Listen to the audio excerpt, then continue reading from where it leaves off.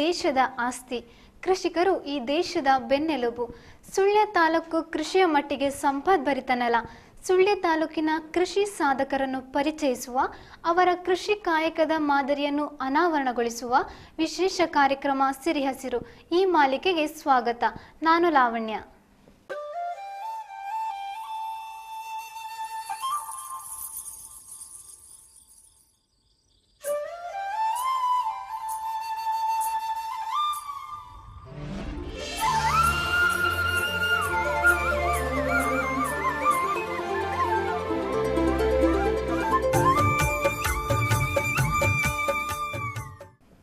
ವೀಕ್ಷಕರೇ, ಸಾಂಪ್ರದಾಯಿಕ ಅಡಿಕೆ, ತೆಂಗು, ರಬ್ಬರ್ಗಳ ಮಧ್ಯೆ ಪುನರ್ಪುಳಿಯನ್ನು ವಾಣಿಜ್ಯಿಕವಾಗಿ ಬೆಳೆಸುವ ಹಿರಿಯ ಕೃಷಿಕರೊಬ್ಬರು ನಮ್ಮ ಇಂದಿನ ಅತಿಥಿ.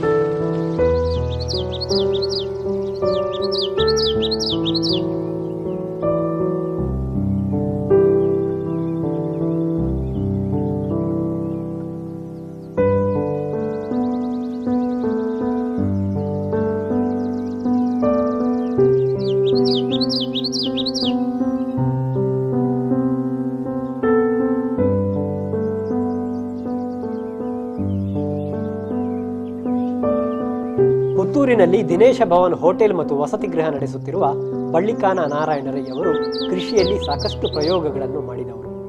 ಪುನರ್ಪುಳಿಯನ್ನು ವಾಣಿಜ್ಯಿಕವಾಗಿ ಬೆಳೆದು ಅದನ್ನು ಸಂಸ್ಕರಿಸಿ ಸ್ವತಃ ಮೌಲ್ಯವರ್ಧನೆ ಮಾಡಿ ವಿದೇಶಗಳಿಗೆ ರಫ್ತು ಮಾಡುತ್ತಿರುವ ನಾರಾಯಣ ರೈ 96ರ ಹರೆಯದಲ್ಲೂ ಗುಡ್ಡ ಹತ್ತಿ ಇಳಿದು ತಾವು ನೆಟ್ಟ ಗಿಡಗಳನ್ನು ಸ್ವತಃ ಆರೈಕೆ ಮಾಡುತ್ತಾರೆ. ಅಜಿತ್ ಶಿರೋಡ್ಕರ್ ಅಂತ ಅವರು ಕ್ಯಾಲಿಫೋರ್ನಿಯಾದಲ್ಲಿ ಫಾರ್ಮಸ್ಯೂಟಿಕಲ್ ಪ್ರೊಫೆಸರ್. ಅವರು ಈಗ ರಿಟೈರ್ ಆದ ನಂತರ ಅವರು ಗೋವಾದವರು. ಈಗ ಗೋವಾದಲ್ಲಿ ಬಂದು ಅವರು ಈಗ ಇದರ ಕೋಕಮ್ ಡೆವಲಪ್ಮೆಂಟ್ ಬೋರ್ಡ್ ಇದ್ದು ಚೇರ್ಮನ್.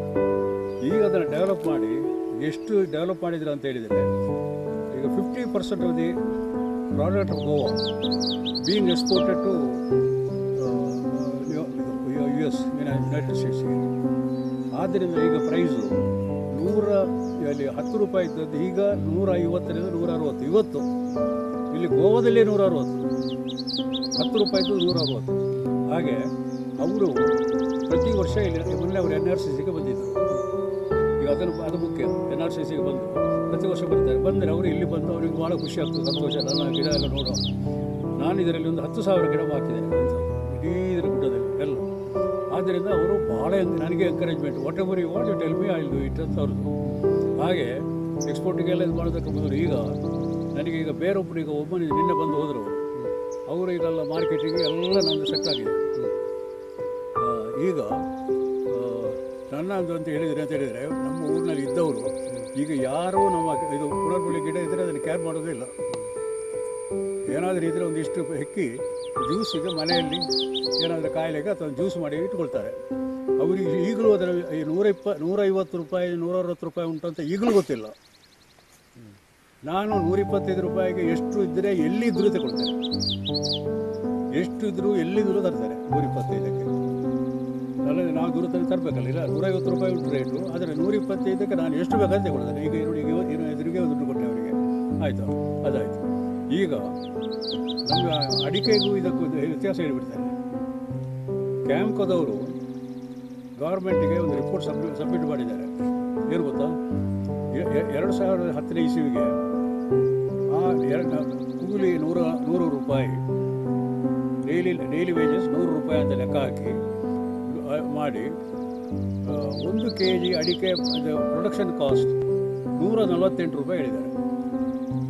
148. ಈಗ 100 ರೂಪಾಯಿಗೆ ಯಾರಾದರೂ ಜನ ಇದ್ದಾರೆ ಕೆಲಸಕ್ಕೆ ನಿಮಗೆ 300 400 ರೂಪಾಯಿ ಕೊಡ್ತೇವೆ. 3 to 4 ಆದ್ದರಿಂದ 450 rupees to 600 rupees 1 kgಗೆ production cost according to Campco ಅವರದ್ದು ಆಗ್ತದೆ. ಕ್ಯಾಂಪ್ಕೋದವರ ಪ್ರಕಾರ 400ರಿಂದ 600 ರೂಪಾಯಿ ಆಗ್ತದೆ. ಆಗ ಇದಕ್ಕೆ ನಮ್ಗೆ ಎಷ್ಟು ಸಿಗ್ತದೆ? ಈಗ ಇಲ್ಲಿ ಕ್ಯಾಂಪ್ಕೋದಲ್ಲಿ ಎಷ್ಟು ಮಾರ್ಕೆಟ್ ಅಡಿಕೆ ನಿಮ್ಗೆ ಗೊತ್ತು. ಆದ್ದರಿಂದ ಇದಕ್ಕೆ ನೋಡಿ, ಸಾವಂತವಾಡಿಯಲ್ಲಿ ರತ್ನಗಿರಿ ಮತ್ತು ಗೋವಾ ಬಾರ್ಡರ್ನಲ್ಲಿ ಒಂದು ಮರ ಉಂಟು. ಒಂದು ಮರದಲ್ಲಿ 2000 kg ಆಗ್ತದೆ. ಇದು ನಂಬ್ತಾರೆ ನೀವು? ಇದು ನಮ್ಮ ವಿಷಯ ಅಲ್ಲ. 2000 kg ಒಂದು ಮರದಲ್ಲಿ. ನಾವು ಆ 2000, 1500, 1500, 500, 100 ಎಲ್ಲ ನಾವೀಗ ಬರೀ 10 ವರ್ಷದಲ್ಲಿ 100 kg ಅಂತ ಲೆಕ್ಕ ಹಿಡೀರಿ.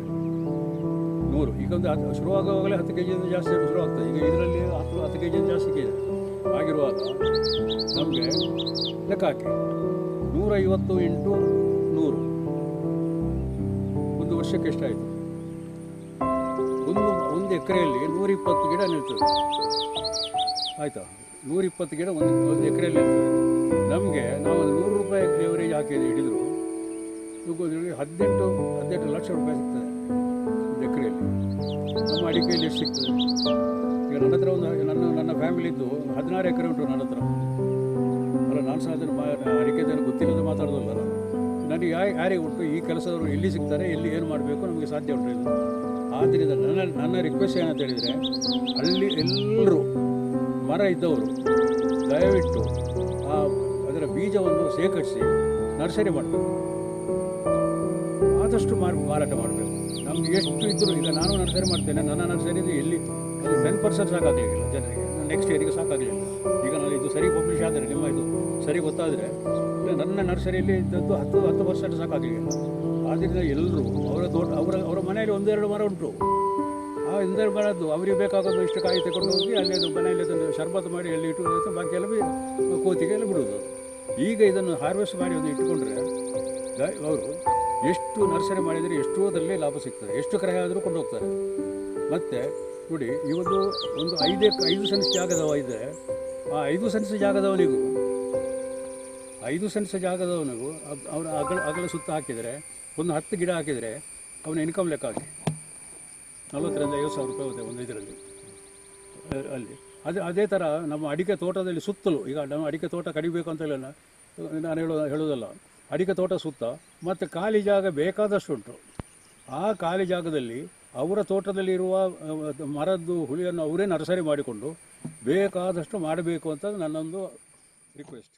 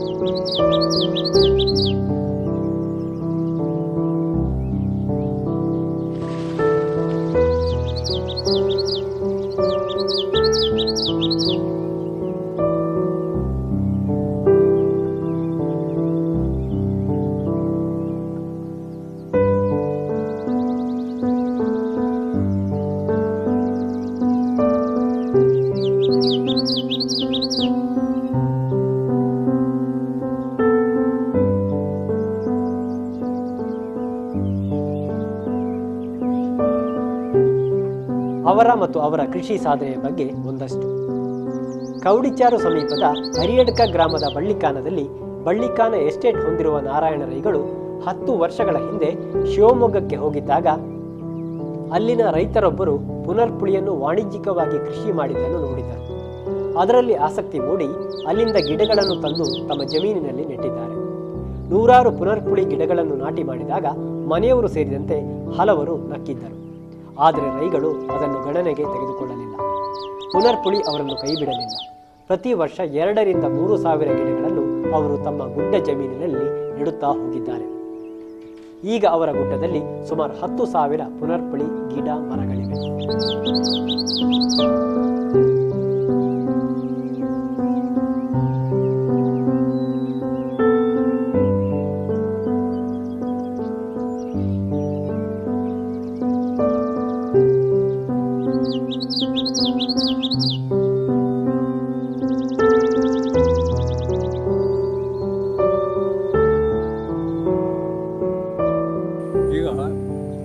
ನಾನು ಇದನ್ನು ಶುರು ಮಾಡಿದ್ದು ಅದೇ ನಾನು ಹೇಳಿದಲ್ಲ, ನಾನು ಒಂದು ಸಲ ಶಿವಮೊಗ್ಗಕ್ಕೆ ಹೋಗಿ ಬರುವಾಗ ಅಲ್ಲಿದು ಒಂದು ಸ್ವಲ್ಪ ಬೀಜ ತಂದೆ, ಕೊಕ್ಕದ ಬೀಜ. ಇಲ್ಲೇ ನನ್ನ ಕೆಲಸದವರು ನಾನು ಗಾಡಲಿಕ್ಕೆ ಶುರು ಮಾಡಿದ್ದು. ಇದು ದಾಯಿ ಲಟ್ರೆ ಆಗೋದಿಲ್ಲ. ನಮ್ಮ ತೋಟದಲ್ಲಿ ಎಷ್ಟು ಉಂಟು ಅಂತ ಗೊತ್ತುಂಟಲ್ಲ, ನನಗೆ ಗೊತ್ತಿಲ್ಲ. ಸತ್ಯ ಎಲ್ಲರೂ, ನಾನು ಮಾತ್ರ ಅಲ್ಲ, ಎಲ್ಲ ತೋಟದವ್ರದ್ದು ಇದೆ. ಅವರಲ್ಲಿ ಎಷ್ಟು ಉಂಟು ಅಂತ ಅವರಿಗೂ ಗೊತ್ತಿಲ್ಲ. ಈಗ ನಾನು ಮಾತ್ರ ಅಲ್ಲ, ಎಲ್ಲರೂ ಹಾಗೆ. ಅವರ ತೋಟದಲ್ಲಿ ಎಷ್ಟು ಉಂಟು ಅವ್ರಿಗೆ ಗೊತ್ತಿಲ್ಲ, ಎಷ್ಟು ಕೋತಿದ್ದು ಹೋಗ್ತದೆ ಅಂತ ಗೊತ್ತಿಲ್ಲ, ಎಷ್ಟು ಹಾಳಾಗ್ತದೆ ಅಂತ ಅವ್ರಿಗೆ ಗೊತ್ತಿಲ್ಲ.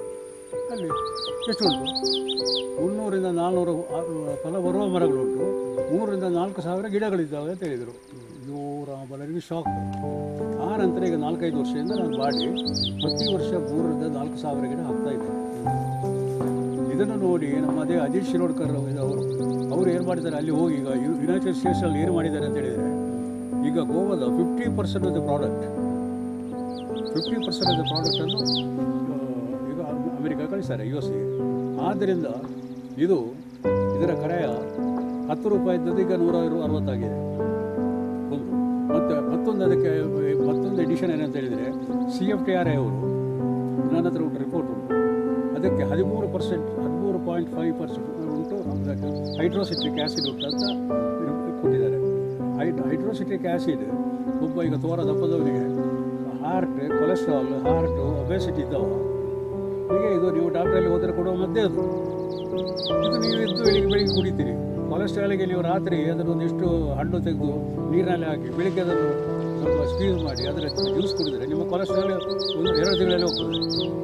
ಇದೆಲ್ಲರಿಗೂ ಈಗ ಅಲ್ಲಿಯವರಿಗೆಲ್ಲ ಗೊತ್ತುಂಟು, ದಪ್ಪದವರಿಗೆಲ್ಲ ಗೊತ್ತುಂಟು, ಬೇರೆಯವರಿಗೆ ಯಾರು ಗೊತ್ತಿಲ್ಲ. ಮತ್ತು ಇದರ ಮೆಡಿಸಿನಲ್ ವ್ಯಾಲ್ಯೂ ಈಗ ಅಜಿತ್ ಶಿರೋಡ್ಕರ್ ಎಲ್ಲ ಸ್ವಲ್ಪ ಬಂದು ಇಲ್ಲೆಲ್ಲ ಲೆಕ್ಚರ್ ಹಾಕಿ ಹೇಳಿ ಅಂತ. ಈಗ ಅದನ್ನು ಅಂದರೆ ಅಮೆರಿಕದಲ್ಲಿ ಹೋಗಿ ಅವರ ಒಳ್ಳೆ ಕಾಂಟ್ರಾಕ್ಟ್ ಉಂಟು ಅವರಿಗೆ. ಅವರು ಇಡೀ ವರ್ಲ್ಡಲ್ಲಿ ಅದನ್ನು ಮಾರಾಟ ಮಾಡಿದ್ದಾರೆ. ಈಗ ಅದರಿಂದ 10 ರೂಪಾಯಿದು 150 ರೂಪಾಯಿ ಹೋಗಿದೆ. ಇನ್ನೂ ಇದರ ರೇಟ್ ಹೆಚ್ಚಾಗ್ತಾ ಹೋಗೋದಲ್ಲದೆ ಇದು ಕಡಿಮೆ ಆಗ್ತದೆ.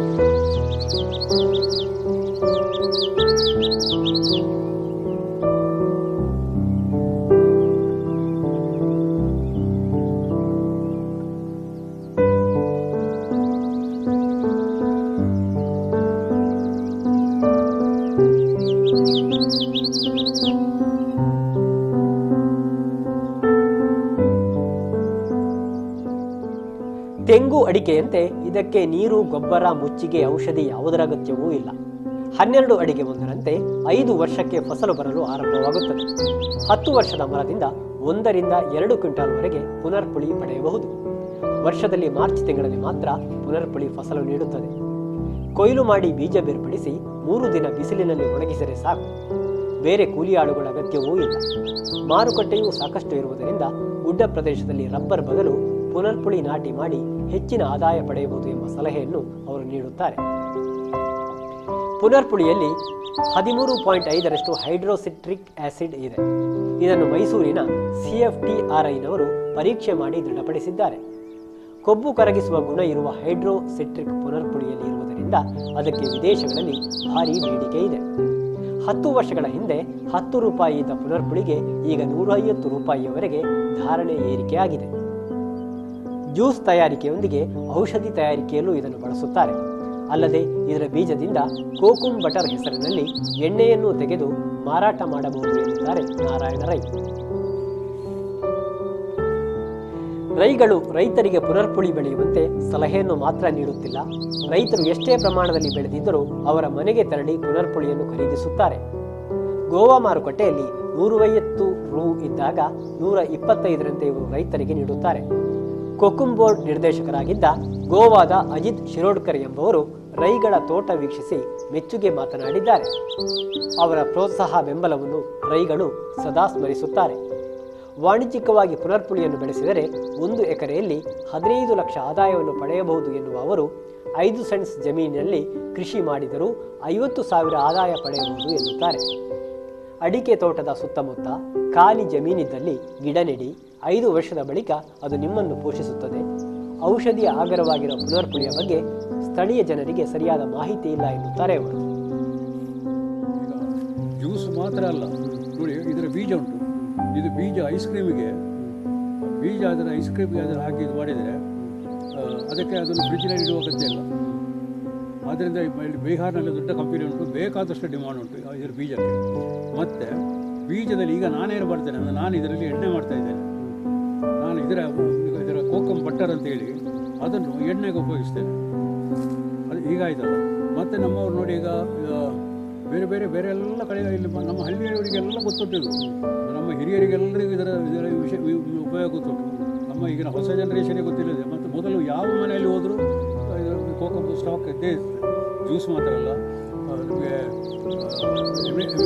ಡಿಸೆಂಟ್ರಿ ಮತ್ತು ಎಲ್ಲ ಇದಕ್ಕೂ ಎಲ್ಲ ಇದಕ್ಕೆಲ್ಲ ಬೇರೆ. ಮತ್ತು ಮೆಡಿಸಿನಲ್ ವ್ಯಾಲ್ಯೂ ಇದಕ್ಕೆ ಇದು ಮಾತ್ರ ಅಲ್ಲ, ಮತ್ತು ಎಲ್ಲ ಮೆಡಿಸಿನಲ್ ವ್ಯಾಲ್ಯೂ ಉಂಟು. ಅದರಿಂದ ಎಷ್ಟು ನಾವು ಬೆಳೆದರೂ ಇನ್ನೂ ಇದಕ್ಕೆ ಬೆಲೆ ಕಡಿಮೆ ಆಗುವ ಪ್ರಶ್ನೆಯೇ ಇಲ್ಲ. ಈಗ 150 ಉಂಟು, ಇನ್ನು 2 ವರ್ಷದಲ್ಲಿ 300 ಆಗ್ತದೆ. ಆದ್ದರಿಂದ ಎಲ್ಲರೂ ಇದನ್ನು ಅವರ ತೋಟದಲ್ಲಿ ಉಂಟು ಈಗಲೂ, ಅವರಿಗೆ ಗೊತ್ತಿಲ್ಲ, ಅವರು ಕೇರ್ ಮಾಡೋದಿಲ್ಲ. ಅವರು ಅದನ್ನು ಕೇರ್ ಮಾಡೋದಿಲ್ಲ. ಅವರ ತೋಟದಲ್ಲಿ ಇದ್ದದನ್ನು ಅವರು ಉಪಯೋಗಿಸಿದರೆ ಸಾಕು. ಅವರ ತೋಟದಲ್ಲಿ ಇದ್ದ ಬೀಜ ಸ್ವಲ್ಪ ನರ್ಸರಿ ಮಾಡಿ ಊರಿನವರಿಗೆಲ್ಲ ಬೀಜ ಕೊಟ್ಟು ನಾನು ಈಗ ನರ್ಸರಿ ಮಾಡ್ತೇನೆ, ನನ್ನ ನರ್ಸರಿ 10% ಸಾಕಾಗೋದಿಲ್ಲ. ನೋಡಿ ಈಗ ನಿಮ್ಮ ಪಬ್ಲಿಕೇಶನ್ ಹೋದರೆ ಇದರ ಡಿಮಾಂಡ್ ನೋಡಿ ನನಗೆ ಎಷ್ಟು ಬರ್ತದೆ. ನನ್ನ ಹತ್ರ ಇದ್ದರೆ ಒಂದು 4-5 ಸಾವಿರ ಎಲ್ಲಿ ಬರ್ತದೆ, ಅದು ಒಂದು ವಾರದಲ್ಲಿ ಮುಗೀತದೆ. ನಾನೀಗ ಒಂದು 1 ಲಕ್ಷವರೆಗೆ ಮಾಡ್ತೇನೆ, ಸಾಕಾಗೋದಿಲ್ಲ. ಅದು ಎಲ್ಲರೂ ಬರ ಇದ್ದವರು ನರ್ಸರಿ ಮಾಡಿದರೆ ಜನರಿಗೊಂದು ಉಪಕಾರ. ಮತ್ತು ಈಗ ಭಾಳ ನಿಮಗೆ ಗೊತ್ತು, ರತ್ನಗಿರಿಯ ಏರಿಯಾದಲ್ಲಿ ಲೇಬರ್ ಈಗ ಇಂಡಿಯಾದಲ್ಲಿ ಚೀಪೆಸ್ಟ್ ಈಸ್ ಬಿಹಾರಿಂದ ಬಿಟ್ಟರೆ ರತ್ನಗಿರಿ ಏರಿಯಾ. ಅಲ್ಲಿಯವರೆಗೆ ಆರ್ಥಿಕ ಸ್ಥಿತಿ ಎಲ್ಲಿವರೆಗೆ ಒಳ್ಳೆ ಇಂಪ್ರೂವ್ ಆಗಿದೆ ಅಂತ ಹೇಳಿದರೆ, ಈಗ 50% ಆಫ್ ದಿ ಕೋಕಮ್ ಇದು ಎಕ್ಸ್ಪೋರ್ಟೆಡ್ ಟು US. 150 ರೂಪಾಯಿ, 10 ರೂಪಾಯಿ ಮಾಡಿದ್ದನ್ನು 150 ರೂಪಾಯಿ ಸಿಕ್ಕಿದರೆ ನಮಗೆ ಒಂದ್ಸಲ ನಾವು ಮೊದಲು ಅಡಿಕೆಯಲ್ಲಿ ಮುಕ್ಕಲು ಇಲ್ಲದಿರುವಾಗ ನಮಗೆ ಅಡಿಕೆಯಲ್ಲಿ ಸಿಕ್ಕುವಾಗ ನಾವು ಒಂದು ಸಲ ಹರಲಿಲ್ಲ. ಹಾಗೆ ಅಲ್ಲಿಯವರಿಗೆ ಅಷ್ಟು ಆಗಿದ್ದಾರೆ. ಮತ್ತು ನೀವೇನಿದ್ರೆ ಕೇಳಿಲ್ಲ, ಏನಾದರೂ ಇದ್ದರೆ. ಸಿರಿ ಹಸಿರು ಕಾರ್ಯಕ್ರಮದಲ್ಲಿ ಈಗ ಸಣ್ಣದೊಂದು ಬ್ರೇಕ್.